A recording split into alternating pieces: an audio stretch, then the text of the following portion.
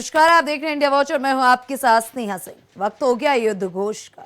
युद्ध घोष में आज हम चर्चा करेंगे लखनऊ अग्निकांड पर। आखिरकार क्यों हर बार ढाक के 3 पात वाली कहावत सही साबित हो जाती है। उत्तर प्रदेश की राजधानी लखनऊ के अलीगंज में जो हुआ उसे अगर कोई हादसा कहता है तो वो इस देश के मासूम बच्चों के साथ मजाक कर रहा है। चर्चा पूरी तरीके से साफ है। जिम्मेदारी के साथ ये अग्निकांड नहीं, ये सीधे सीधे प्रशासनिक हत्या है। 15 मासूम बच्चे जो अपने माता पिता की आंखों के तारे थे, जो इस देश का भविष्य थे, वे चंद भ्रष्ट अधिकारियों और लालची बिल्डरों के गांठ जोड़ की वजह से जिंदा भून दिए गए। इस खूनी तांडव के बाद अब पूरे उत्तर प्रदेश का प्रशासनिक आमला अचानक कुंभकर्णी नींद से जाग गया है। लखनऊ से लेकर प्रयागराज तक और वाराणसी से लेकर कानपुर तक हर जगह अफसर गाड़ियों में लाल बत्तियां और हाथों में फाइलें लेकर कोचिंग संस्थानों में धड़ाधड़ छापेमारी करें। कहीं नोटिस थमाया जा रहा है, कहीं शटर पर ताले जड़े जा रहे हैं। लेकिन आज सीधा सवाल है शासन और प्रशासन के नीति निर्माताओं से कि आखिर हर बार कोई बड़ी घटना होने के बाद ही प्रशासन क्यों जागता है, समय रहते कार्रवाई क्यों नहीं की जाती, हर बार ढाक के 3 पात वाली बात क्यों होती है। जब बिल्डिंग बिना नक्शे के तंग गलियों में खड़ी हो रही होती है, जब बेसमेंट में बिना वेंटिलेशन के सैकड़ों बच्चों को ठांसा जा रहा होता है, तब एलडीए और फायर ब्रिगेड के जिम्मेदार अफसर किस चढ़ावे के नशे में सो रहे होते हैं। आज इस चर्चा में हम कागजी खाना पूर्ति नहीं बल्कि सीधे तौर पर जवाबदेही का हिसाब मांगेंगे।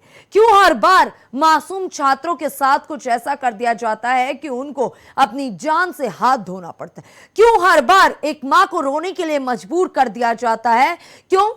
क्योंकि उसका गुनाह सिर्फ ये होता है कि वो अपने बच्चे को शिक्षित बनाना चाहती है। आखिरकार कब तक ऐसा चलता रहेगा। क्यों ये भ्रष्ट सिस्टम सुधर नहीं रहा है। सरकारें बदल रही हैं लेकिन सिस्टम जस का तस बना हुआ है। और आज हम इस पर चर्चा करेंगे क्योंकि ये किसी एक की सत्ता की बात नहीं है, ये बहुत ही गंभीर मुद्दा है, बहुत ही ज्वलंत मुद्दा है। लेकिन बड़े दुख के साथ आज चर्चा की शुरुआत करते हुए यह भी कहना पड़ेगा कि जब ऐसी घटनाएं होती हैं तो हम सभी कुछ दिनों के लिए काफी एक्टिव नजर आते हैं और उसके बाद फिर कहीं ना कहीं इस मुद्दे को हम भी ठंडे बस्ते में डाल देते हैं। स्थितियां जिसकी वजह से और अगली बार गंभीर होकर निकलती हैं। और आज इस पर चर्चा के लिए हमारे साथ हमारा एक्सपर्ट पैनल जुड़ चुका है। आपको मिलते हैं हमारे एक्सपर्ट पैनल से। हमारे साथ बीजेपी नेता विवेक श्रीवास्तव जुड़ चुके हैं, हमारे साथ सपा प्रवक्ता दान बहादुर सिंह जुड़ चुके हैं, हमारे साथ राजनीतिक विश्लेषक अंशुमान दुबे जुड़ चुके हैं, हमारे साथ वरिष्ठ पत्रकार सुनील त्रिपाठी जुड़ चुके हैं। पहले तो आप सभी का इंडिया वॉच में बहुत बहुत स्वागत है। चर्चा की शुरुआत सुनील जी के साथ करेंगे। सुनील जी, क्या गुनाह था उस माँ का जिसने अपने मासूम बच्चों को पढ़ने के लिए भेजा? क्या गुनाह था उस पिता का जिसने एक अच्छे भविष्य का सपना देख लिया? क्या गुनाह था उस बच्चे का जो इस आग में छटपटा के मर गया? और क्या वाकई सिस्टम हर बार ये छोटी मोटी कार्रवाई करके, ताबड़तोड़ छापेमारी करके खुद को क्लीन चिट देने में कामयाब होता है और आगे भी ऐसा ही जारी रहेगा? क्यों? अब तो लगता है स्नेहा जी मुझे कि उत्तर प्रदेश में जन्म लेना ही अपराध हो गया है। जिस तरह से सरकार और उनके सिपाहीसलार अफसर ऐसे मामलों में भी आंखें मूंछ के बैठ जाते हैं तो क्या उम्मीद की जाए।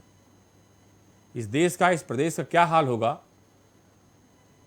पूरा देश, प्रदेश विशेषकर राजधानी की गलियों में मैं देख रहा हूँ स्नेहा जी, इस अग्निकांड की चर्चा चौराहों पर, गलियों में, घरों में होती दिखाई पड़ रही है।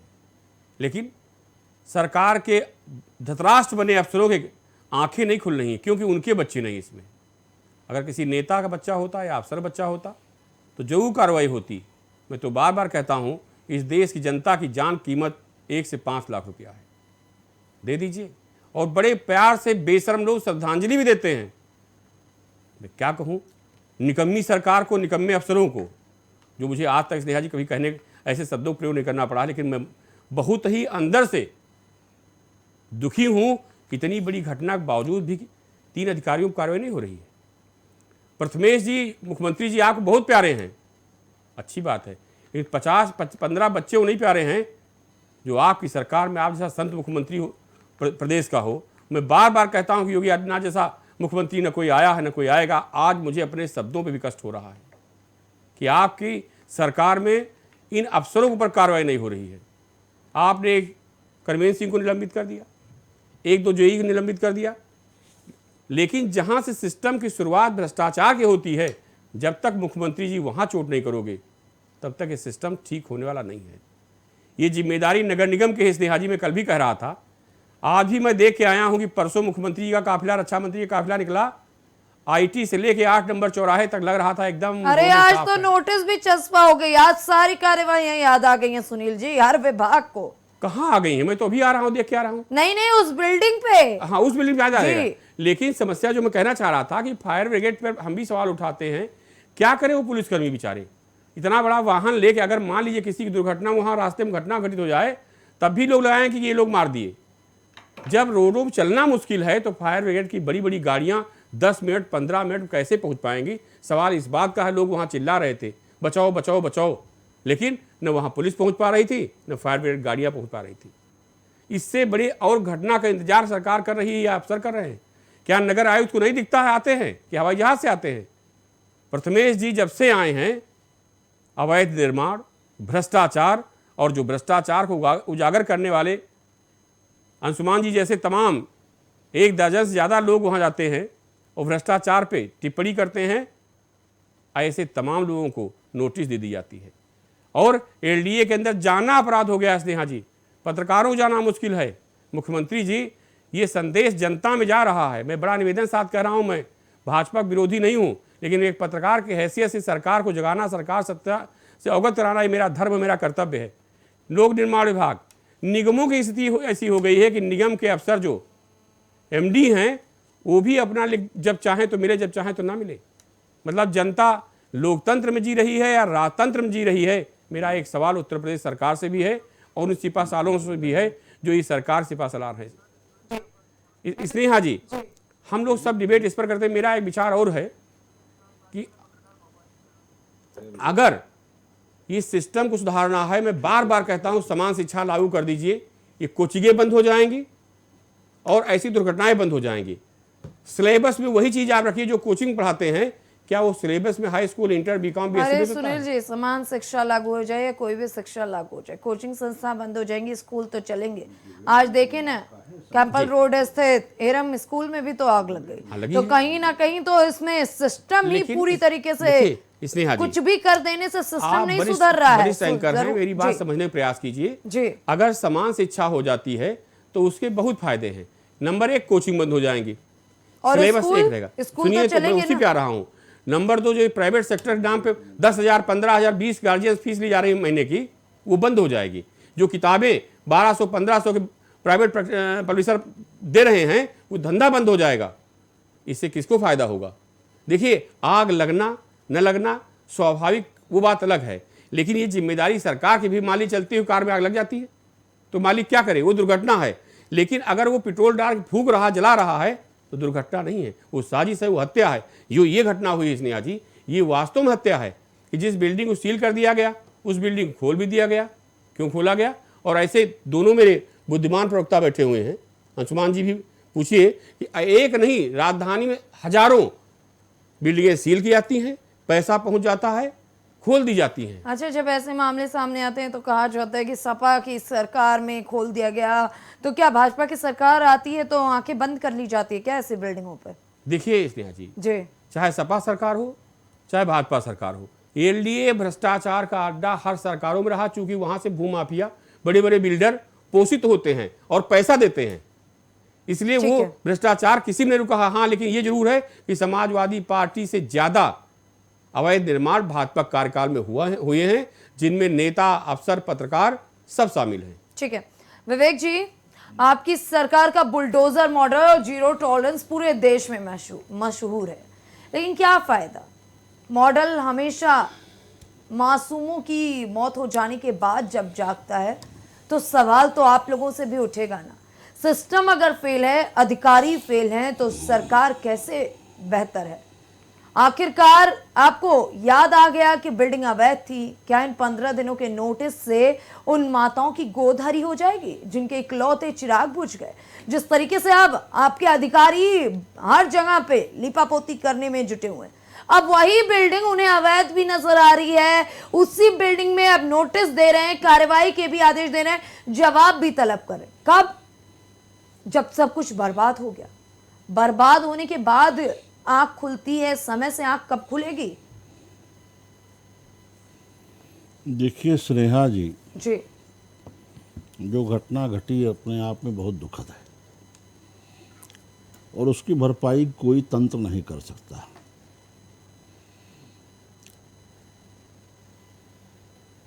इसमें सबसे बड़ा अपराधी एलडीए है। लखनऊ विकास प्राधिकरण, जिस बिल्डिंग में घटना घटी है वहाँ पे कोई उस तरह की वो अकेली बिल्डिंग नहीं है, उसके अगल बगल भी इसी तरह की बिल्डिंगें हैं।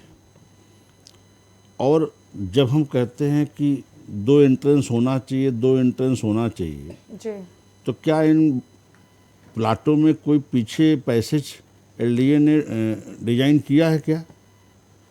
दूसरा एंट्रेंस कहाँ होगा? बीसी साहब के घर में खुलेगा?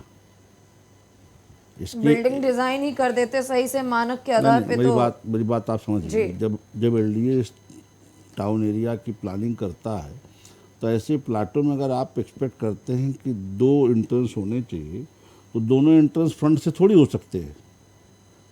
फ्रंट में तो आगे लगी हुई है, वहाँ तो पूरा खुला हुआ है, बिल्कुल कोई मतलब है उस एंट्रेंस का? तो अगर दूसरा एंट्रेंस आप एक्सपेक्ट करते हैं तो उसके लिए आपको पीछे एक पैसेज देना होगा, तभी तो वहाँ एंट्रेंस होगा। तो क्या एलडीए कोई ऐसी डिजाइन बनाती है? नहीं बनाती। नक्शा इसका उस वाले में था कि अपना दाखिल कर दीजिए, उसमें पास हो जाएगा। एलडीए ने सील किया। विषय यह है कि किस अधिकारी ने, जो सील की कार्रवाई होती है विहित प्राधिकारी के आदेश पे होती है जी। उसको खोलने की जो प्रक्रिया है विहित प्राधिकारी भी खोलता है, सेक्रेटरी भी के आदेश से भी खुल सकता है, या बीसी के भी आदेश से खुल सकता है। ये सबको मालूम है कि उस समय बीसी सत्येंद्र सिंह जी थे और अखिलेश जी से उनके कितने अच्छे रिश्ते थे, सब जाहिर है, जग जाहिर है। और बड़े भ्रष्ट बीसियों में उनकी गिनती होती है एलडीए की, ये भी किसी छिपा नहीं है। अब जब तक वो मूल फाइल ना आ जाए जो एसआईटी बनाई गई है मुख्यमंत्री जी द्वारा उसके चार्ज में, तब तक ये भी हम नहीं बता सकते कि इसको खोलने का आदेश किसने दिया।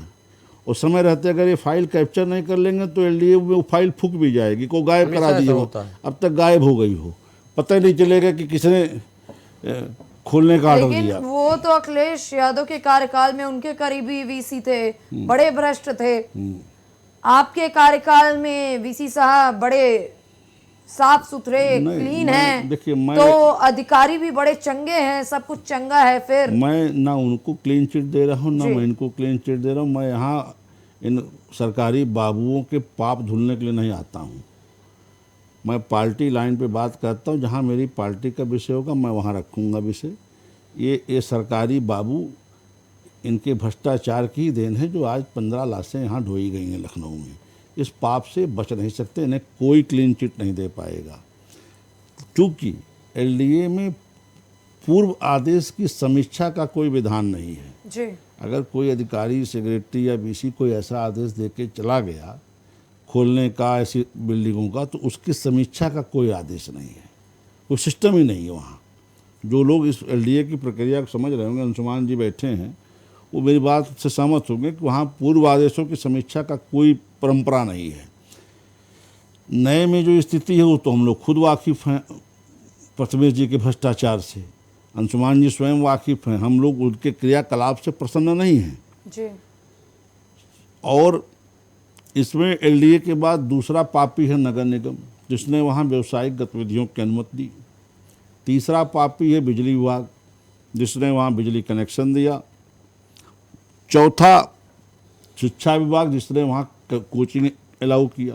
कोई भी कोचिंग का रजिस्ट्रेशन मिनिमम आपको डीआईओ ऑफिस से कराना पड़ता है। कराया कि नहीं कराया अभी अंधेरे में है जी। और फायर विभाग के पास कोई बहुत ज़्यादा पावर नहीं होती एनओसी देने के अलावा, और एनओसी के बिना अगर कोई गतिविधि चल रही तो वो रोक सकते हैं, वो नोटिस जारी कर सकते हैं। लेकिन ये सारे विभागों का सिस्टमेटिक भ्रष्टाचार का परिणाम रहा कि 15 बच्चे वहाँ कत्ल हो गए। हम उनके पाप से बच नहीं सकते। हम नहीं कहते कि पूर्ववर्ती सरकार की जिम्मेदारी हमारी, हम सरकार में हैं और हम कार्रवाई कर रहे हैं। जहाँ तक मुख्यमंत्री जी का सवाल, उन्होंने अधिकारियों की लगातार मीटिंग बुलाई है, पेंच कसे है, फटकार लगाई है, सब कुछ हो रहा है, लेकिन वही है कि जो चले गए उन्हें हम ला नहीं सकते। अच्छा, जो चले गए उन्हें तो ला नहीं सकते, बिल्कुल सही बात है। लेकिन विवेक जी, अब जिस तरीके से आप खुद ही देख रहे होंगे कि 22 तारीख की इस घटना के बाद से लगातार पूरे उत्तर प्रदेश में हर जिले में कोचिंग संस्थाओं को कहीं सील किया जा रहा है, कहीं नोटिस दी जा रही है। क्या अब मान लिया जाए कि दोबारा ऐसी कोई घटना उत्तर प्रदेश में नहीं उत्पन्न होगी और दोबारा ऐसे अवैध बिल्डिंगों में कोई भी कोचिंग, अस्पताल या होटल कुछ भी संचालित नहीं होगा? देखिए, ये अगर आप मान के बैठ जाएंगे तो जरूर होगा, दोबारा फिर होगा। लोकतंत्र के चौथे स्तंभ के रूप में हमको, आपको, सबको लगना पड़ेगा। ऐसे हमारे इर्द गिर्द जो भी कोचिंग संस्थान हैं, जहाँ बेसमेंट में, आज तो मुख्यमंत्री का आदेश तक बेसमेंट में हॉस्पिटल नहीं चलेंगे, बेसमेंट में कोचिंग नहीं चलेंगे, और जो बेसमेंट में रेस्टोरेंट चल रहे हैं उनका क्या करें? यही हजरतगंज में चल रहे हैं बेसमेंट में रेस्टोरेंट, उनका क्या करें साहब? क्या वहाँ अगर आग लगेगी तो पूछ के जाएगी कि अच्छा तुम रेस्टोरेंट हो, तुम्हारे यहाँ नहीं आएंगे हम, केवल हॉस्पिटल और कोचिंग में जाएंगे? यहाँ तो हजरतगंज में लोगों ने बेसमेंट में रेस्टोरेंट बना रखे और यहाँ तक खोद रखा कि जहाँ तक फुटपाथ का एरिया है, अपने दुकान से आगे घुस के खोद रखा है। तो विषय ये है कि जब तक हम आप एक्टिव नहीं होंगे, ऐसी चीज़ों को सरकार के संज्ञान में देंगे नहीं, अधिकारियों के मुंह पे ले जाके डॉक्यूमेंट दस्तावेज के साथ पटकेंगे नहीं, तो अधिकारी तो उसी नीति पे चलते हैं, मुँह आँख तो कुछ नहीं। ये आँख मूंदने का ही तो नतीजा है एलडीए का, जो 15 लाशें उठानी पड़ी, हम लोग जवाब देते फिर रहे हैं। अगर एलडीए ने और अन्य विभागों ने अपना काम ईमानदारी से किया होता तो हमारा तो इसमें खाया पिया कुछ नहीं, गिलास तोड़ा 20 रुपये वाली दशा है। ना हमारी सरकार में मना, ना हमारी सरकार में सील हुआ, ना हमारी सरकार में खोला गया, ना हमारा इससे कोई वास्ता है जी। लेकिन फिर भी हम जवाब देते, सुबह से शाम तक फिर रहे हैं। तो हमारी तो जो दशा है वो हम देख रहे हैं। लेकिन ये अधिकारियों के नकारेपन का ही नतीजा है, ये उनके भ्रष्टाचार का नतीजा है। जो गांधी जी 500 रुपये के नोट पर छप के आते हैं, उन्हीं गांधी जी की कृपा है जो हम आप इस तरह से दिन भर जवाब देते घूम रहे हैं। इसमें कोई अधिकारी बख्शने लायक नहीं है। मैं मुख्यमंत्री जी से कहूँगा कि मुख्यमंत्री जी थोड़ा सा कड़ा मन करिए, ये बाबुओं और चपरासियों को सस्पेंड मत करिए, करना है तो प्रथमेश कुमार को भगाइए यहाँ से, नगर आयुक्त को भगाइए, शहर भर में बिजली विभाग के पेश कसिए। कैसे तुम दे देते हो कनेक्शन? ऐसी बहुत सी बिल्डिंगें मैं स्नेहा जी जानता हूँ जो ऑलरेडी सील हैं जी, लेकिन वहाँ बिजली कनेक्शन चल रहा। कहो कि भैया क्यों नहीं काट रहे? करें भाई, हमारे तो वो भोक्ता हैं, हमको हमारा तो वहाँ से राजस्व आ रहा, हम कैसे काट दें उनका? ये जवाब आता है। अब इस पर क्या कहा जाए बिजली विभाग के अधिकारियों से? कुल मिला के ये आप भी मान रहे कि सिर्फ और सिर्फ एक बार फिर छलावा किया जा रहा है जनता के साथ कि यहाँ छापेमारी हो रही है, वहाँ कार्रवाई हो रही है, नोटिस दे रहे हैं और सारी चीजें। नहीं, अधिकारी तो भुलवाने की कोशिश करेंगे जी, वो कर रहे हैं। लेकिन अगर हम आप परिणाम तक इसको पहुंचाना चाहते तो हमको आपको इनके पीछे लगना होगा। ठीक है। लखनऊ में ही ऐसी बहुत सी बिल्डिंगें सील हैं जिसमें बिजली कनेक्शन है, ऐसी बहुत सी बिल्डिंगें सील हैं जिसमें नीचे बेसमेंट में हॉस्पिटल चल रहे हैं, ऐसी बहुत सी बिल्डिंगें जिनमें बेसमेंट में कोचिंग चल रहे हैं, यही हजरतगंज में रेस्टोरेंट चल रहे हैं। मैं बार बार आपके माध्यम से मुख्यमंत्री सरकार से पूछना चाह रहा हूँ कि क्या आग वहाँ पूछ के आएगी? अच्छा तुम रेस्टोरेंट तो तुम्हारे यहाँ नहीं आएंगी, मुख्यमंत्री ने मना किया है, केवल हॉस्पिटल और उसमें ही आएंगी, कोचिंग में। ऐसा होता है क्या? बड़ी गंभीर स्थिति है। दान बहादुर जी, दान बहादुर जी, जी श्रेया जी, आपकी पार्टी इस घटना को प्रशासनिक हत्या कह रही है, जो कि विपक्ष के नाते आपका हक भी है, लेकिन सच्चाई ये भी है कि लखनऊ, प्रयागराज और कानपुर जैसे बड़े शहरों में अवैध निर्माणों और नियमों को ताक पर रखकर बनी इमारतों का ये जो मकड़ जाल फैला है, ये कोई 2-4 साल में नहीं बना है। क्या ये पुरानी सरकारों के ढीले रवैया और एलडीए के पुराने भ्रष्ट नेक्सस का नतीजा नहीं है। आज आप किस नैतिक आधार पर सवाल उठा रहे हैं? अगर आप लोगों ने अपने कार्यकाल में सवाल उठा लिया होता तो आज ये बिल्डिंगें चल ही ना रही होती। तो नेहा जी, सबसे पहले आप सभी को हमारा अभिवादन। जी। और इस हादसे में जो शिकार हुए हैं, बच्चे जो मृत हुए हैं, उनके प्रति पूरी संवेदना है। आप सभी की ओर से सामूहिक रूप से हम श्रद्धांजलि व्यक्त करते हैं और उनके परिवार को प्रार्थना करते हैं कि ईश्वर उनको सहने की क्षमता दे, दुख सहने की अपार दुख की घड़ी में। दरअसल 2011 की जो जनगणना थी उसमें लखनऊ में लगभग 28 लाख की आबादी थी। आज स्थिति यह है कि लगभग 60 लाख आबादी है। मल्टी स्टोरी बिल्डिंग एक तरफ, झुग्गी झोपड़ी एक तरफ, बसते जा रहे हैं लोग, बसते जा रहे हैं। क्या नियंत्रण है एलडीए का, क्या नियंत्रण है नगर विकास का या सरकारों का? प्रश्न चिन्ह खड़ा तब होता है जब ऐसी घटनाएं घटती हैं तो हर आदमी सवाल खड़े करने लगता है। जी। अब स्थिति लखनऊ की यह है कि अभी जैसे कुछ लोगों से बात भी हो रही थी, लगभग 2000 कोचिंग संस्थान हैं और मात्र 224 पंजीकृत हैं। बाकी ऐसे चल रहे हैं, किसी को नहीं पता है कि कौन कोचिंग संस्थान कहां चल रहा है। निश्चित है उसमें नौनिहाल ही हैं जो अपने सपनों को पंख देने के लिए पीछे पिट्ठू बैग में कुछ किताब कापी कलम भर के और दिन भर भागते रहते हैं। आप कहीं कोचिंग संस्थान पे चले जाइए स्नेहा जी, आप देखिएगा, द्रवित हो जाएंगी कि ये बच्चे, इनका भविष्य क्या होगा। बेरोजगारी है, पढ़ाई को लेकर कितना चिंतित है, अपने भविष्य को लेकर कितना चिंतित है और भाग रहे हैं। अभी वरिष्ठ साथी सुनील जी ने बहुत अच्छी बात कही समान शिक्षा प्रणाली की। बड़ा प्रयास सुनील जी भैया इस पर हो चुका है और डॉक्टर लोहिया जी चाहते भी थे समान शिक्षा हो जी, लेकिन ब्यूरोक्रेट, आजादी के बाद ब्यूरोक्रेट ने होने नहीं दिया। उनको आईसीएसई सीबीएसई बोर्ड चाहिए था और अपने बच्चों को कुछ प्राथमिक शिक्षा जैसे हम लोग यहाँ पढ़ के आए हैं उनसे अलग होना चाहिए था जी। तो उन्होंने व्यवस्था कर रखी और व्यवस्था बनाए रखी अपनी। आज तक जो है तमाम आंदोलन, धरना प्रदर्शन, ज्ञापन होता रहता है लेकिन समान शिक्षा पर कभी बात करने को तैयार नहीं है। फिर सरकारें जो भी हो आती हैं उसी तरह से चल रहा है। काश हो जाता तो बहुत बेहतर होता। ये कोचिंग से झंझट खत्म होती, बहुत सारा धन जा रहा है। तमाम आप लोग संविधान में संशोधन कर देते हैं। अगर संविधान में ऐसी व्यवस्था कर दिए, विधानसभा में सत्र ला करके विधेयक पास कर दिए, क्या ब्यूरोक्रेट विधेयक से आगे हैं या न्यायपालिका हमारी विधेयक से आगे है?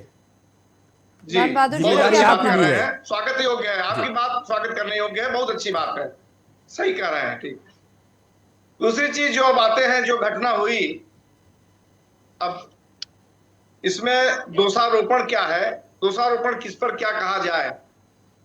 चाहे सपा की सरकार रही हो, चाहे आज 9 साल से भाजपा की सरकार है, भवन बनना रुका तो नहीं कहीं से स्नेहा जी। ईमानदारी तो यही है कि भवन बनना रुका नहीं है कहीं। बिल्कुल हो सकता है मानक अब जो आया है समय, कितना मानक पर क्या कौन खरा उतर रहा है, तो मानक तोड़ तोड़ के काम हो रहा होगा जो दौर चल रहा है। अब इसमें होना यह चाहिए था कि जैसे ये घटना हुई जी, अगर सुरक्षा मानकों का जो पालन किया गया होता, तत्काल बिल्डिंग की जांच हुई होती। अब एक ही बिल्डिंग में नीचे पेंट की दुकान है, ऊपर कोचिंग चल रही है, एक ही जाने का रास्ता है, एक ही आने का रास्ता है। बच्चे तो बच्चे होते हैं, उनके गार्जियन भी कभी आए होंगे, कोई कंप्लेन वगैरह कर देना चाहिए था नगर निगम या विकास प्राधिकरण में कि ये जगह ठीक नहीं है यहाँ। अब होता यह है कि गार्जियन को क्या है, बेचारे पैसा दे रहे हैं, बच्चे पढ़ रहे हैं, उनको लगता है कि सब कुछ ठीक चल रहा है, 2 साल में बच्चा हमारा निकल आएगा, आगे चला जाएगा। तो ये अवेयरनेस थोड़ा सा होनी भी चाहिए गार्जियनशिप में। और जिम्मेदारी यह है कि शासन प्रशासन स्तर पर अगर दुरुस्त रहे होती सारी व्यवस्था तो ये घटना घटती न, और घटती तो इतना बड़ा नुकसान न होता। हालांकि कभी अचानक कुछ भी हो सकता है लेकिन नुकसान न होता। लेकिन कहीं न कहीं सुरक्षा मानकों का पालन नहीं किया गया और जैसा कि बताया गया है कि लगभग 5 बाकी डेड गई थी, बाकी कुछ बेहोश गए थे। और जो कारण आया है स्पष्ट उसमें यह है कि दम घुटने से मृत्यु हुई है, चोट लगने से या जलने से नहीं हुए। तो कुल मिलाकर के अगर दीवार तोड़कर, जैसे फायर ब्रिगेड तत्काल पहुंचा होता तो दीवार तोड़ करके तमाम अस्त्र शस्त्र होते हैं, अब हथौड़ा न चलाना पड़ता, कुछ ऐसी व्यवस्था हुई होती कि दीवार काट दी गई होती और ऑक्सीजन चली गई होती अंदर, तो दम न घुटता, बच्चों को बचाया जा सकता था। एक व्यवस्था सपा सरकार में हुई थी 100 नंबर की, याद करिएगा, जी। कि आप बटन दबाइए 100 नंबर डायल करिए और तत्काल आ जाती थी, और कई जगह लिंक थी, तो उससे तमाम चीजें जो है अपने आप एक्यूरेट चलने लगती थी। और लेकिन अब पता नहीं क्या हुआ, भाजपा सरकार में 100 नंबर 108 नंबर इतनी शिथिल है कि घंटे आध घंटे या फोन करिए तो बता देंगे अभी मैं नहीं पहुंच सकता, अभी नहीं आ सकता है। तो कहीं ना कहीं देखिए शिथिलता स्वीकार करनी पड़ेगी, शिथिल रहा है। और आज गार्जियन को कोई भी हम लोग जवाब देने लायक नहीं रहे हैं कि क्या उनसे कहा जाए, कैसे उनको जो है हम संवेदना उनसे कैसे व्यक्त की जाए। ठीक है। तो चुस्त दुरुस्त व्यवस्था करने की जरूरत है, गुंजाइश है। और एक बात और आती है, सुनील जी ने भी कहा कि छोटे जो कर्मचारी हैं, और विवेक जी ने भी इस बात को माना कि उन पर कार्रवाई न करके, बल्कि देखिए ये राजधानी का शहर है और यहाँ जितने बड़ी पोस्ट पर लोग आते हैं, बड़े बड़े अप्रोच वाले आते हैं स्नेहा जी, साधारण आदमी यहाँ बड़ी पोस्ट पर तैनात नहीं होता है। लखनऊ राजधानी में कहीं न कहीं बड़े अप्रोच वाले बड़े लोग हैं। तो जब तक इन पर कार्रवाई नहीं होगी, जब तक इनको कुछ विशेष दंड नहीं दिया जाएगा जो जनता में दिखे, और उसका प्रभाव फिर छोटों पर भी पड़ता है, ठीक है। तब तक ये सुधरने वाले नहीं है, सब पीड़ित हैं इनसे। ठीक है अंशुमान जी, इस मामले में सीएम ने कड़े निर्देश दिए और एलडीए एक्शन में अब दिख रहा है, लेकिन आमतौर पर देखा गया है कि कुछ दिन की सख्ती के बाद सब कुछ फिर पहले जैसा हो जाता है। इस ढाक के 3 पात वाले ढर्रे का स्थायी इलाज कभी होगा या फिर ऐसे जनता खिलौना बन के रह जाएगी? देखिए स्नेहा जी, माननीय मुख्यमंत्री जी ने ये कहा कि अब प्लेसमेंट में ना कोचिंग चलेगी और ना कोई नर्सिंग होम वहाँ पर संचालित होगा, लेकिन ये नियम तो बहुत पहले से है ना, ये आज से तो है नहीं कि मुख्यमंत्री ने कोई नया आदेश तो दिया नहीं है। उन्होंने उन्हीं आदेशों को, उन्हीं नियमों का हवाला देकर के तो उल्लेख किया उसका। इस नियमों को बनाना, इन कानूनों को बनाना, इन मानकों को तय करना, इस नक्शे के नियमावली को तय करना, ये पहले से हो चुका है। ज़रूरत थी कि इस नक्शे, नियम, मानक और कानून का पालन हो, लेकिन इसका पालन करे कौन? आपने संस्था बना दी, संस्था को ये दायित्व दे दिया कि आपको अपने अपने अधिकार क्षेत्र में आकर के ये काम करने हैं। कोई बिल्डिंग बन रही है, उसमें रोल एलडीए का भी है, उसमें नक्शे बनाने वाले आर्किटेक्ट का भी है।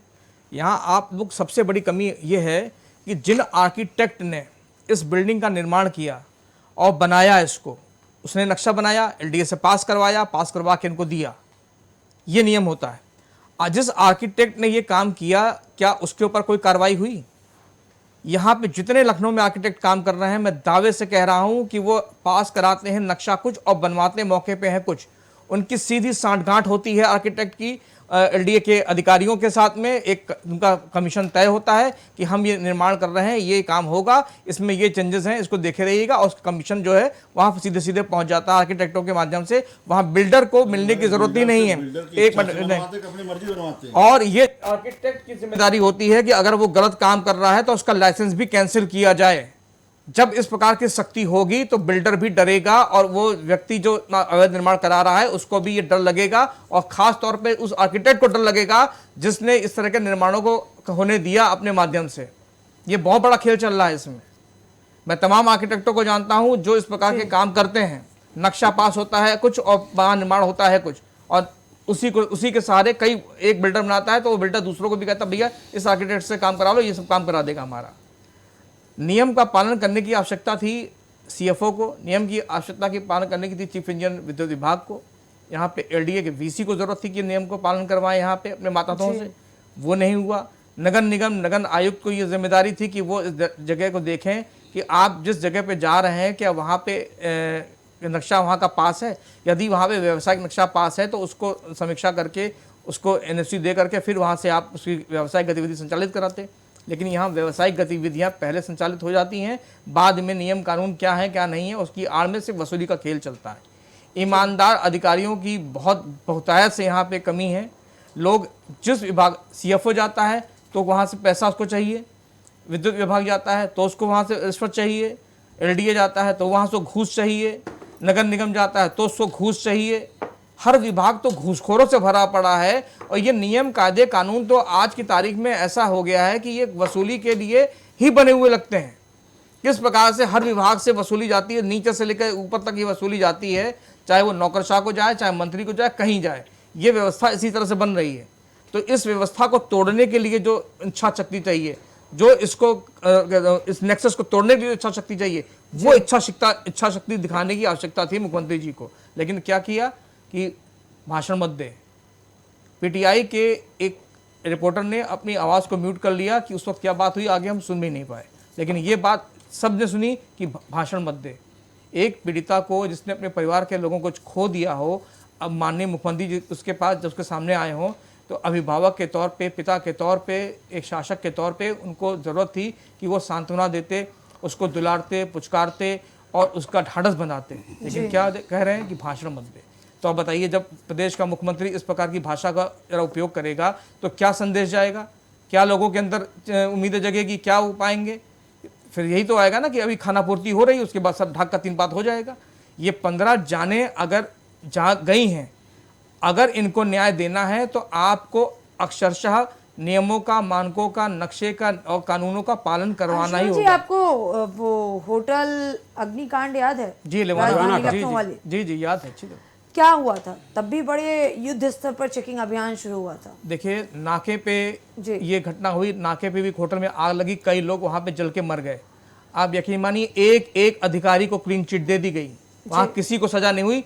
और उसके बाद लेवाना में यही बात हुई, लेवाना के जितने अधिकारी दंडित किए गए, उनको निलंबित किया गया, बाद में सब बहाल हो गए, किसी पे कोई कार्रवाई नहीं हुई। तो फिर कुछ ऐसा नहीं लग रहा है कि इस मामले में भी यही होने वाला है? बिल्कुल, आप तय जानिए, ये जितना कुछ ये सब चल रहा है, खेल चल रहा है, ये हमको देखने के लिए और दिखाने के लिए चल रहा है। उसके बाद इसी को लेकर के लेन देन, इसी में भी यही होगा कि लेन देन, भाई तेरे तू फंस गया, तेरा नाम निकालने के लिए ये करना पड़ेगा, वो करना पड़ेगा, और उसी में लेन देन में सब निकल जाएगा।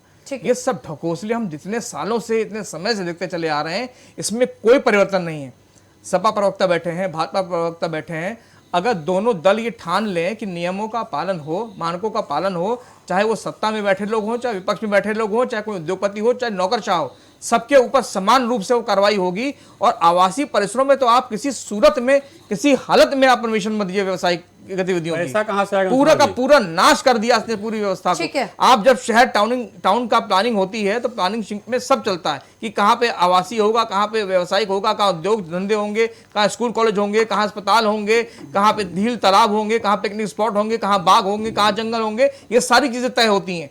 आपने क्या 5 साल के लिए योजना बनाई हुई है? आपको योजना बनानी चाहिए दीर्घकालीन के 100 साल के लिए। आगे 100 साल में लखनऊ की आबादी क्या होगी, आने वाले समय में किस प्रकार के निर्माण की, किस प्रकार की आवश्यकताओं हमको होंगी। आप लखनऊ के जंगलों को काट करके, बागों को काट करके कंक्रीट के जंगल खड़ा कर देंगे, सांस नहीं ले पाएगा आदमी। आप ये जो लोग मरे ना, अंदर की हीट से मर गए, अंदर के दम घुटने से मर गए। आपने कंक्रीट की पूरी दीवार खड़ी कर दी, उसमें कहीं सुरक्षा के कुछ साधन नहीं थे। ये हर जगह है। मैं सुबह से आज खबर कर रहा हूं, मैं सुबह से मौके पे देख के आ रहा हूं, इतने सारे, और मुझको उसी पे थ्रेड आ रही, धमकी दी जा रही मुझको। एलडीए का अवर अभियंता मुझको धमकी दिलवा रहे हैं वहां से, बिल्डरों के माध्यम से। इस तरह की स्थिति चल रही है। मैं कैसे विश्वास कर लूं कि ये लोग कानून का पालन करेंगे? पुलिस को अभिरक्षा में दी जाती है, जब बिल्डिंग सील होती है तो पुलिस अभिरक्षा में दी जाती है, और पुलिस अभिरक्षा में रहते रहते सील बिल्डिंगों में काम हो जाता है, निर्माण हो जाता है। कैसे हो जाता है? क्या उन दोषी पुलिसकर्मियों पर कार्रवाई होती है? नहीं होती है। इतनी मिली भगत, इतना संगठित उद्योग चल रहा है अवैध कारोबार का, जिसका नामो निशान मिटना बहुत आसान नहीं होगा। इसके लिए बहुत बड़ी इच्छा शक्ति चाहिए स्नेहा जी। जी सुनील जी, आप लंबे समय से उत्तर प्रदेश की रग रग और यहाँ की पत्रकारिता को करीब से देखते हैं। इस हादसे के बाद पूरे प्रदेश में चेकिंग अभियान की बाढ़ आई है।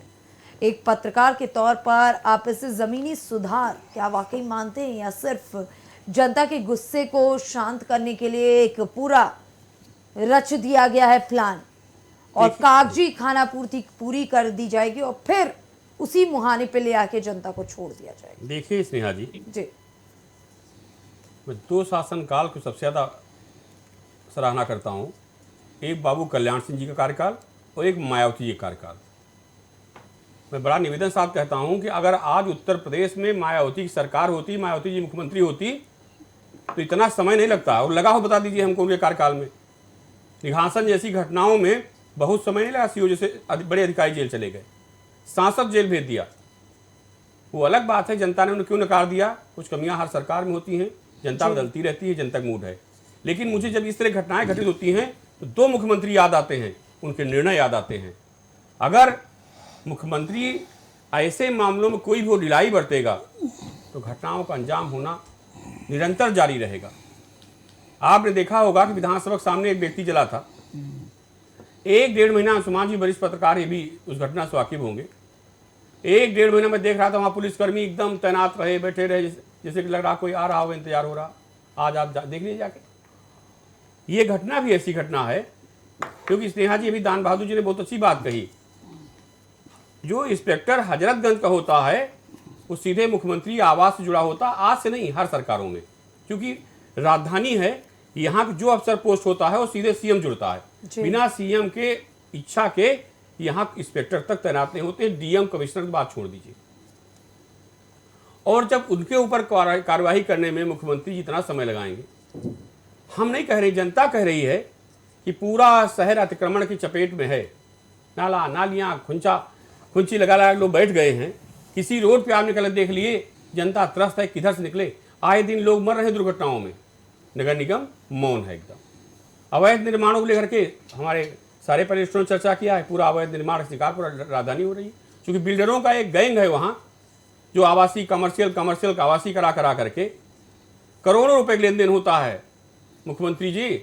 और मैं उसमें योगी आदित्यनाथ जी से भी कहना चाह रहा हूं कि आपने जिस विश्वास पात्र अधिकारी को अपने भेजा, और ये सत्य है, हर मुख्यमंत्री के अपने विश्वास पात्र अफसर होते हैं, वो उन्हीं तैनात करता है। लेकिन अंजाम क्या हुआ? फिर प्रथमेश जी से खास तो मैं नहीं देखता हूँ मुख्यमंत्री या कोई रहा हो, और आने के बाद वहाँ पत्रकारों को जाना मना है, पब्लिक जाना मना है। मुख्यमंत्री जी, आप तो सबके हैं, उस जनता, वही जनता चुनती है आपको, जिसको अंदर जाने के लिए मना किया जा रहा है।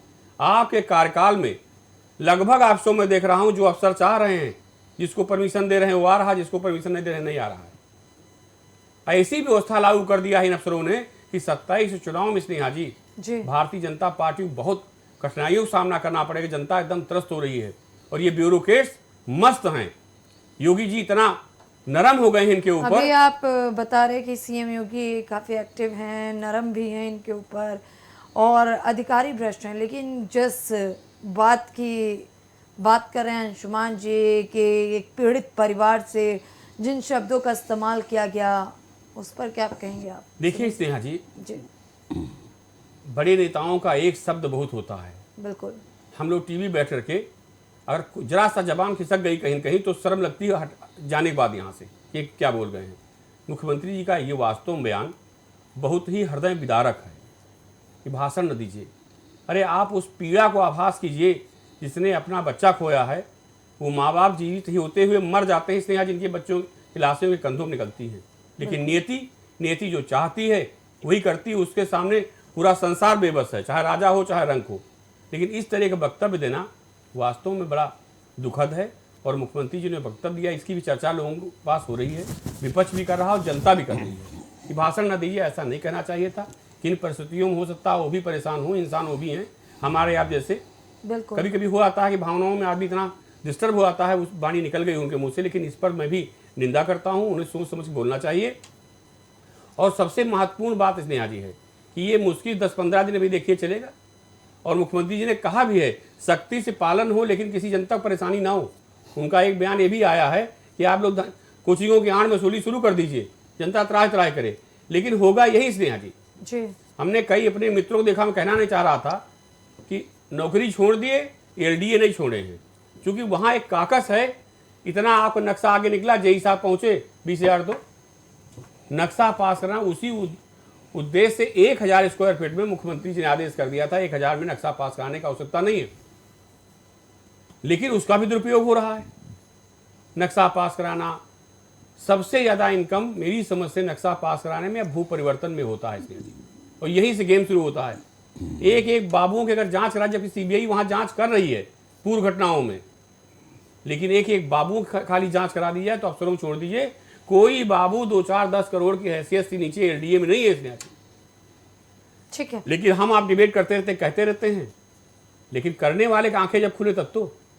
विवेक जी, स्नेहा जी, आपके अधिकारी पूरे सूबे में फीता लेकर, पूरी फोर्स लेकर के नपाई पर फायर एग्जिट के चेकिंग अभियान में युद्ध स्तर से उतर गया। लेकिन जब ये खूनी इमारत लखनऊ के पौष इलाके में सालों से बिना नक्शे और बिना फायर एनओसी के खड़ी हो रही थी, तभी एलडीए के इंजीनियरों की आंखें किस चढ़ावे के कारण बंद थी। और सवाल ये भी है कि क्या सरकार में इतनी राजनीतिक इच्छा शक्ति नहीं है कि इन बड़े अधिकारियों के ऊपर कोई ठोस कार्रवाई की जाए। कब तक इनकी ये जो स्टील बॉडी स्ट्रक्चर है उसकी दुहाई दे जाएगी, कब तक? या फिर ये कहिए कि जनता मौत के घाट उतरती रहे, अधिकारियों के ये जो मंसूबे हैं वो पूरे होते रहे। खेल चलता रहा इसने। देखिए स्नेहा जी, एलडीए के स्ट्रक्चर को अगर आप समझने की कोशिश थोड़ा सा करेंगी जी तो उसमें जेई जो होता है एलडीए का कमाऊ पूत होता है। उसकी स्थिति 32 दांतों में फंसी एक जीव की तरह होती है। वही कमा के लाता है और कुछ गड़बड़ होने पे उसी के ऊपर गाज गिराई जाती है, वही पहले सस्पेंड होता है। लेकिन फिर भी इंजीनियरिंग सेक्शन अपना काम, स्नेहा जी, एलडीए में अपना काम ईमानदारी से करता है। जरा सा अवैध निर्माण होने पर वो पहले नोटिस काटता है, फिर मुकदमा कायम होता है, जी वित्त प्राधिकारी क्या सुनवाई होती है, वो अवैध निर्माण वाले को एलडीए के प्लेटफार्म पर लाके खड़ा कर देता है। उसके बाद उच्च अधिकारियों का खेल शुरू होता है। वित्त प्राधिकारी क्या, वो फाइल दबा दी जाती है। अगर कोई पीछे खोदने वाला नहीं तो फाइल दब जाती है। अगर किसी ने खोद दिया तो वहाँ से डिमोलिशन का ऑर्डर हो जाता अंशुमान है। जी बता तो रहे हैं, अगर फाइल खोद दी जाती है तो धमकियां मिल रही हैं धमकियां आपको। दे दी नहीं, जाती वो हैं। तो वो सत्य बता रहे हैं। ये बिल्डरों का जो काकस है सब ये सारे हथकंडे अप्लाई करता है। हम लोग इससे दो चार है, कोई नई बात अंशुमान जी नहीं बता रहे हैं। जी इसके बाद होता क्या है कि फिर जोनल अधिकारी या उससे ऊपर के अधिकारी उसको पैसा ले करके कंपाउंडिंग के नाम पे खोलने की कवायद करते हैं। उससे एक शपथ पत्र लेते हैं कि इतना एरिया तुम्हारा कंपाउंडेबल, इतना अनकंपाउंडेबल है, तुम इतना जमा कर दो, इतना एक शपथ पत्र दे दो, तुम्हारा हम कंपाउंडिंग करके सील खोल देते हैं। जी तो वो कंपाउंडिंग वाला एरिया का तो पैसा जमा करके काम फिट कर देता है, और जिसको तोड़ने का था उसको ज़िंदगी भर नहीं तोड़ता है। अगर ऐसे शपथ पत्रों की जांच एलडीए में कर ली जाए तो नहीं कुछ तो कम से कम लाखों की संख्या में अंशुमान जी ऐसे शपथ पत्र एलडीए में धूल फाँक रहे हैं, जिसमें भवन स्वामियों ने शपथ पत्र पे दिया कि हम इतना पोर्शन तोड़ लेंगे। उसको इम्प्लीमेंट भी एलडीए नहीं कराती, एक चीज़। दूसरी चीज़, किस उच्च अधिकारी ने इसको खोलने की अनुमति दी, ये जांच का विषय है। बहुत देर होगा तो एसआईटी जो बनी है उसके हाथ में वो फाइल भी नहीं आएगी, फाइल फूंक फांक डालेंगे एलडीए वाले। उनकी गुणवत्ता, उनकी काबिलियत तो मुझे कोई मतलब संदेह नहीं है। जी ठीक है, फाइलें चली जाएगी, आप पता नहीं पाएंगे कि इस बिल्डिंग की फाइल कहाँ थी, कौन थी, किसने अनुमति दिया, किसने नक्शा पास किया। बाकी देखिए, हर भवन स्वामी 2 नक्शे बनवाता है। एक एलडीए के मानक के अनुसार एलडीए से पास होने वाला नक्शा, एक अपनी ज़रूरतों के हिसाब से अपना बनवाने वाला नक्शा। ये जो होता है ये भवन स्वामी की इच्छा से होता है, इसमें आर्किटेक्ट का कोई रोल नहीं है। एलडीए के आर्किटेक्ट दूसरे हैं, भवन निर्माण वाले आर्किटेक्ट दूसरे हैं। एलडीए का आर्किटेक्ट आपके यहाँ कभी झांकने भी नहीं आता, वो केवल सरकारी काम करता है। अब आ जाइए जिस विषय पे सुनील जी ने जो विषय उठाया, जी जो अंशुमान जी ने उठाया। देखिए, घटना तो घट गई और अधिकारी आज की डेट में फीता लेके दौड़ भी रहे हैं। बिल्कुल ये उस लक्ष्य को प्राप्त कर ले, भगवान से मैं मनाता हूँ कि काचित ऐसे कोई कोचिंग ना बचे उत्तर प्रदेश में जो बेसमेंट में चल रही हो, ऐसा कोई हॉस्पिटल ना बचे जो बेसमेंट में चल रहा हो। हाँ, थोड़ा मुख्यमंत्री जी अगर ये भी संज्ञान ले लेते कि जो बेसमेंट में रेस्टोरेंट होटल चल रहे हैं इनका भी संज्ञान ले लेते, क्योंकि आग पूछ के नहीं जाएगी कि मुख्यमंत्री जी ने केवल हॉस्पिटल और कोचिंग के लिए कहा है, तुम तो रेस्टोरेंट चला रहे हो, तुम्हारे यहाँ हम नहीं आएंगी। तो ये थोड़ा सा अधिकारियों ने जो ये आर्डर पास कराया है इसमें इतना संशोधन की आवश्यकता है, एक चीज़। दूसरी चीज़ जो सुनील जी ने कहा, उस बेटी को ने कहा बेटा भाषण मत दो। जी मुख्यमंत्री जी जिस पीड़ा से गुजर रहे हैं, पूरा कार्यक्रम रद्द करके उन्हें तुरंत दौड़ के आना पड़ा। और हर कोई हमारे यहाँ बहुत इस विषय से को लेकर के दुखी है कि जिस विषय से हमारा कोई सरोकार नहीं। बिल्डिंग बनी समाजवादी पार्टी की सरकार में, सील खुली उनके सरकार में, बिल्डिंग तब से चल रही थी। अब चूंकि एलडीए में पूर्ववर्ती आदेशों की समीक्षा का कोई परंपरा ही नहीं है, कोई व्यवस्था ही अरे नहीं है। आपकी सरकार में बनी बिल्डिंगें कौन सी पूरी मानक के हिसाब से हैं भाई? मैं ये नहीं सर्टिफिकेट दे रहा हूँ कि हमारी जी। सरकार में बनी बिल्डिंगें पूरी मानक के हिसाब से हैं। मैं तो कह रहा हूँ कि ये भ्रष्टाचार का अड्डा है। मैंने कब कहा कि ब्यूरोक्रेसी बहुत दुरुस्त हो गई हमारे सरकार में, हमने ब्यूरोक्रेसी को ठीक कर दिया। बिना पास विवेक जी भी नहीं जा पाएंगे अभी स्नेहा जी। सुनील जी कह रहे थे कि लिए के बाबू कोई 5-10 करोड़ से नीचे का आदमी नहीं है। जी। भाई कौन सी नई बात बता रहे हो सुनील जी? अरे भाई जब उत्तर प्रदेश के आइए 100 करोड़ के आसामी है, तो बड़ा बाबू अगर 100 करोड़ कमाएगा तो छोटा बाबू क्या 4-5 करोड़ का हैसियत नहीं रखता? ये तो एक दूसरे का कंपटीशन है, इससे कौन सवाल है? तो भ्रष्टाचार की तो गंगा वही है, उसमें जो जितना डूब के निकल पा रहा निकल जा रहा लेकर के। तो भ्रष्टाचार मुक्त प्रदेश बनाने का सपना तो आपने दिखाया था ना। बिल्कुल। अब ये जो आंसू हैं परिजनों के और परिवार के और पीड़ितों के, इन आंसुओं को कैसे पोंछेंगे आप, या फिर अभी पोंछ देंगे जैसे पूर्ववर्ती घटनाओं की अगर बात कर लें, और फिर नई घटनाओं के इंतजार करवाएंगे? देखिए स्नेहा जी, इन आंसुओं को कोई नहीं पोंछ पाएगा। ये आंसू जिनके परिजन चले गए, जी हाँ जी, उनके परिजनों को कोई लौटा नहीं सकता। हाँ हाँ, कोई कहे कि नहीं मैं इनके आंसू पोंछ दूंगा या मैं इनके दुख दूर कर पाऊंगा, ये अब किसी मानव के बस की चीज़ नहीं रह गई है। जो सत्यता मैं बता रहा हूँ, और हम केवल शोक संवेदना व्यक्त कर सकते, संतावना दे सकते, बाकी हम इसमें कुछ कर नहीं सकते। हाँ, हम आप ये प्रयास जरूर कर सकते हैं कि आगे किसी माँ बहन को अपने परिजनों के ऊपर आंसू ना बहाना पड़े। हम आप कैसे ये मान लीजिए, अभी आपने भी कहा और अभी अंशुमान जी ने भी कहा कि पहले भी तमाम होटलों और तमाम जगहों पर आग लगी, लोग मौत के गाल में समाये भी, और ऐसे ही दावे किए गए, और यही मुस्तैदी, यही अधिकारियों का झोला टांग के और फाइलों को लेकर के फील्ड में दौड़ने की तस्वीरें भी सामने आई। और फिर देखिए, अंशुमान जी वरिष्ठ पत्रकार है, उनकी बात को मैं काट नहीं सकता। सही बात है, 4 बाग की ऐसी ऐसी गलियों में होटल चल रहे हैं कि जहाँ मोटरसाइकिल घुसना मुश्किल है, और चल रहे हैं। अब उस पर लिखा पढ़ी करिए तो धमकियाँ भी आती हैं, अधिकारी कार्रवाई भी नहीं करते, और ले दे करके हमारा एप्लीकेशन उनकी जेब भरने के काम आता है। हमारे हिस्से में केवल बदनामी आती है, 2-4 गालियाँ आती, 2-4 धमकियाँ आती हैं। अगर दुबले पतले हो तो कहीं ठोक भी दिए जाएं, ये भी होता है, ये भी सत्य है। लेकिन चूंकि योगी राज इतना थोड़ा सा आसान नहीं आज की डेट में, थोड़ा हम लोग बचे रहते हैं।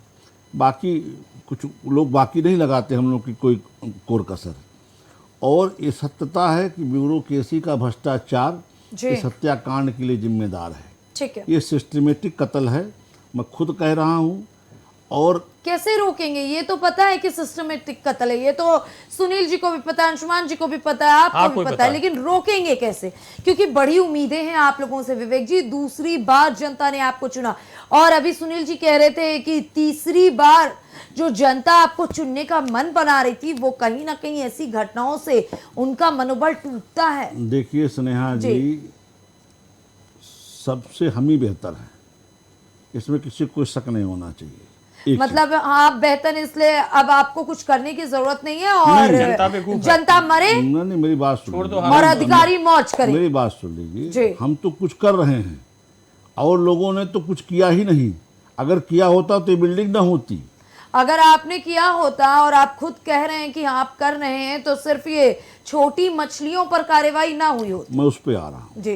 देखिए, छोटी मछलियों पर कार्रवाई तो ये अधिकारियों की कवायद है। बड़े अधिकारियों को बचाने के चक्कर में इसे जो Indian bureaucracy steel structure bureaucracy है, हमारे यहाँ अधिकारी घूस लेता है, घूस दे के छूट जाता है, और छोटा भाई बड़ा भाई का रिश्ता जो सुनील भाई बताते हैं, वो तुरंत एक्टिव हो जाता है, और सब अपने भाइयों को बचाने की कोशिश करते हैं। आप देख लीजिए, इसमें अब तक प्रवेश कुमार को चले जाना चाहिए, नगर आयुक्त को चले जाना चाहिए, दोनों यहाँ डीएम को भी चले जाना चाहिए, दोनों यहाँ बैठे हुए हैं, तीनों बैठे हैं। ठीक है, तीनों बैठे हैं। बिजली विभाग पे गाज गिरनी चाहिए जी। अभी वो भी उनके उच्च अधिकारी बैठे हुए हैं। ये जेई को आप सस्पेंड कर रहे हैं, ये तो बेचारे अपना काम बहुत पहले कर चुके हैं, नोटिस काट करके। उनको ढूंढो ना जिन्होंने इस बिल्डिंग की सील खोलने की अनुमति दी, ठीक है। उनको ढूंढिए। ठीक है, तो जो आईएसओ का हाल है स्नेहा जी, मुझसे उस पर कुछ कहवाइए मत। अदम गोंडवी का एक शेर है जी। कि जितने हराम खोर थे, अरे अरे अरे विवेक सुन लीजिए, नहीं बता रहा हूँ, जितने हराम खोर थे कुर्बो जवार में, प्रधान बन के आ गए अगली कतार में। ये अदम गोंडवी का शेर है। मैं इसमें कुछ ज़्यादा नहीं कहना चाहता, कि बस यही कह सकता हूँ जितने हराम खोर थे कुर्बो जवार अरे में, विवेक जी हुक्काम बन के आ गए आईएएस के इम्तहान से। मैं इनसे ज़्यादा इस पर कुछ कह नहीं सकता। ठीक है। ये आईएएसओ की हराम खोरी है जो हम आप यहाँ कटघरे में खड़े जवाब देते फिर रहे हैं। ठीक है। दान बहादुर जी, दान बहादुर दो तीन जी, प्रसंग आए जी, 2-3 प्रसंग आए। देखिए, मुख्यमंत्री जी की भाषा तो मंच पर भी ऐसे ही निकलती है, और पीटीए के रिपोर्टर को भी एक आध बार गाली दे चुके हैं, उसमें कोई दो राय नहीं है कि उन्होंने अगर कह दिया तो अभी आम बात हो गई। दूसरी चीज, बड़े सहज व्यक्ति है विवेक जी, सारी चीजों को स्वीकार कर रहे हैं, अंत में निराश भी है कि क्या किया जाए। तो विवेक जी, यही निराशा पूरे प्रदेश की जनता में है।